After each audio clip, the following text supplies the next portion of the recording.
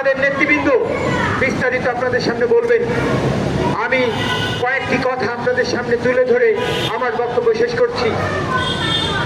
নেতৃবৃন্দের কাছে শুনেছেন, পত্র পত্রিকার মাধ্যমেও আপনারা জেনেছেন যে এই গত 15 জুলাই থেকে 5 আগস্ট পর্যন্ত চলমান যে বৈষম্য বিরোধী ফ্যাসিস্ট বিরোধী যে আন্দোলন ছিল, সেই আন্দোলনের নিহত হয়েছে সহস্রাধিক। আর সেই নিহতের মধ্যে সংখ্যাগরিষ্ঠ মানুষ এদেশের শ্রমজীবী মেহনতি মানুষ। আমরা জানি 1971 সালের মুক্তিযুদ্ধে যে 30 লক্ষ শহীদ, সেই 30 লক্ষ শহীদেরও 98% ছিল শ্রমজীবী মেহনতি মানুষ। তাহলে যে কোনো মুক্তি আন্দোলনে, সমাজ পরিবর্তনের আন্দোলনে, বৈষম্যের বিরুদ্ধে যে আন্দোলন, সেই আন্দোলনে অকাতরে জীবন দিয়েছে শ্রমজীবী মানুষ। কি কারণে তারা জীবন দেয়? কারণ এই যে সমাজ ব্যবস্থা, এই যে রাষ্ট্র ব্যবস্থা, তার যে বৈষম্য, তার কেন্দ্র হচ্ছে তার উৎপাদন ব্যবস্থা, তার অর্থনৈতিক ব্যবস্থা।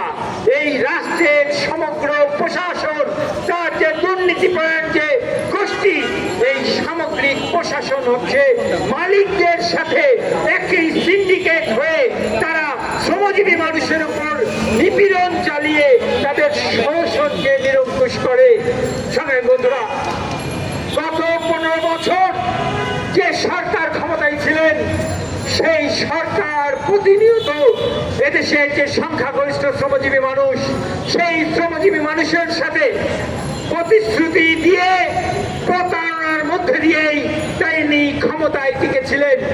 আমরা এই সরকারের প্রথম টার্মের ক্ষমতার কথা যদি বলি, 2008 সালে যখন তিনি ক্ষমতায় আসলেন, তিনি এদেশের শ্রমজীবীদের প্রতিশ্রুতি দিয়েছিলেন ওই 4 দলীয় জোট সরকার, জামাত বিএনপির নেতৃত্বাধীন যে জোট সরকার, সেই সরকার যে শ্রম আইন করেছিল, সেই শ্রম আইন 2006-এর বিরুদ্ধে এদেশের শ্রমজীবী মানুষরা প্রতিরোধ আন্দোলন করে তুলেছিল। সেই আন্দোলন তৎকালীন সরকার সেই আইন বাস্তবায়ন করতে পারে নাই। তার ফলশ্রুতিতে সেই সময় তৎকালীন পরবর্তী যে রাষ্ট্রপ্রধান হিসাবে শেখ হাসিনা আসার যখন লাইনে ছিলেন, তিনি প্রতিশ্রুতি দিয়েছিলেন ক্ষমতায় গেলেই এই আইন তিনি সংশোধন করবেন। কিন্তু 2008 সালের পরে 2013 সাল, অর্থাৎ তার সেই মেয়াদের শেষ হওয়ার আগ পর্যন্ত তিনি সেই আইন সংশোধন করার সময় পান নাই। 2013 সালে যে সংশোধন করেছিলেন, সেটিতে 2006 সালের আইনে যেটুকু শ্রমাধিকার ছিল, সেটাকেও সংকুচিত করে আরো বেশি বড় প্রতারণা করেছিলেন।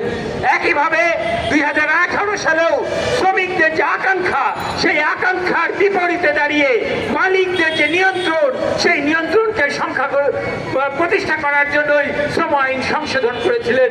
সংগ্রামী বন্ধুরা, ফলে পরবর্তীতে শ্রমিকরা যে আইন সার্বজনীন তার বার্ধক্যের নিরাপত্তার জন্য সার্বজনীন পেনশনের দাবি করেছিল, সেই পেনশনের শ্রমিকদের দাবির সাথে প্রতারণা করে সার্বজনীন পেনশন স্কিম নামে এমন একটি স্কিম করলেন, যেটি প্রকৃতপক্ষে ছিল deposit pension scheme, contributory pension scheme, অর্থাৎ যিনি টাকা দিবেন তিনি সুবিধা পাবেন। ফলে আমরা দেখেছি যে গত 15 বছরের যে রাষ্ট্র ক্ষমতায় যারা ছিল, তারা একদিকে যেমন মালিকদের সাথে মিলে শ্রমিকদের মজুরি বঞ্চিত করেছেন, শ্রমিকদের সংগঠিত হওয়ার অধিকার থেকে বঞ্চিত করেছেন, আবার রাষ্ট্রীয় যে কল্যাণমূলক যে অবস্থানগুলো ছিল, সেগুলোতেও এমন পরিচালনা পদ্ধতি তারা তৈরি করেছিলেন, যার মধ্যে দিয়ে প্রকৃতপক্ষে শ্রমিকরা কিন্তু কোনো উপকার লাভ করে নাই। ফলে সেই ক্ষোভ থেকে, বৈষম্য মুক্তির আকাঙ্ক্ষা থেকেই শ্রমিকরা কিন্তু এই বৈষম্য বিরোধী আন্দোলনে যুক্ত হয়েছিল। আমরা নতুন সরকার যারা ক্ষমতায় আসলে, আমরা ওনাদের কাছে প্রত্যাশা করতে চাই, কিন্তু আমরা দুঃখজনকভাবে এখন পর্যন্ত যে ঘটনাগুলো দেখেছি, তাতে প্রকৃতপক্ষে বৈষম্যের যে কেন্দ্র, সেই কেন্দ্রে ওনাদের হাত দিতে আমরা দেখি নাই। আমরা সেটা দুঃখের সাথে হলেও বলতে চাই, কারণ বাংলাদেশের শ্রমজীবী মেহনতি মানুষের সংখ্যা হচ্ছে 735 লক্ষ যদি হয়, তাহলে সংখ্যাগরিষ্ঠ মানুষের প্রতিনিধিত্ব করে দেশের শ্রমিকরা, কিন্তু সেই শ্রমিকদের কোনো প্রতিনিধি রাষ্ট্রের যে উপদেষ্টা পরিষদ, সেখানে নেই। আমরা আরো বলতে চাই, যে বৈষম্যের কথাগুলো শুনছি, বৈষম্যের কথার মধ্যে দিয়ে যে পরিবর্তন দেখছি, সেই বৈষম্যগুলো রাজনৈতিক বৈষম্য, অর্থাৎ এক ফ্যাসিস্ট সরকার উচ্ছেদ হয়েছে আর এক ফ্যাসিস্ট প্রক্রিয়ার যারা লাইনে আছেন, তাদের যারা অনুসারী, তারা যে সকল বিভিন্ন প্রশাসনের বিভিন্ন স্তরে আছে, তারা বৈষম্যের ধোঁয়া তুলে ওই জায়গা দখল করার যে জায়গাটি, সেই জায়গায় আসছে। আমরা টার্মিনাল দখল থেকে শুরু করে সকল জায়গায় আবারও সেই ফ্যাসিস্টের আগমনের প্রতিধ্বনি আমরা শুনতে পাচ্ছি। কিন্তু আমরা এই সরকারের কাছ থেকে এখন পর্যন্ত শুনি নাই যে মজুরি ঘোষণা করা হয়েছে, এই মজুরিগুলো হচ্ছে অন্যায্য, এই মজুরি কাঠামোগুলোকে ন্যায্য করা হোক।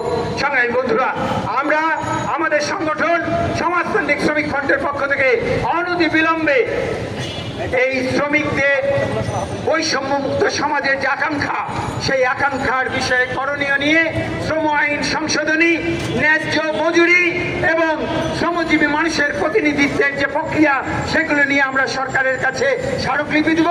ভবিষ্যতে আমাদের দল বাসদের নেতৃত্বে এই প্রকৃতপক্ষেই শ্রমজীবীদের যে মুক্তি আন্দোলন, সেই মুক্তি আন্দোলনে এগিয়ে নেওয়ার কর্মসূচি আপনারা আরো বেশি বেগবান করবেন, এই আহ্বান জানিয়ে আমার বক্তব্য শেষ করছি।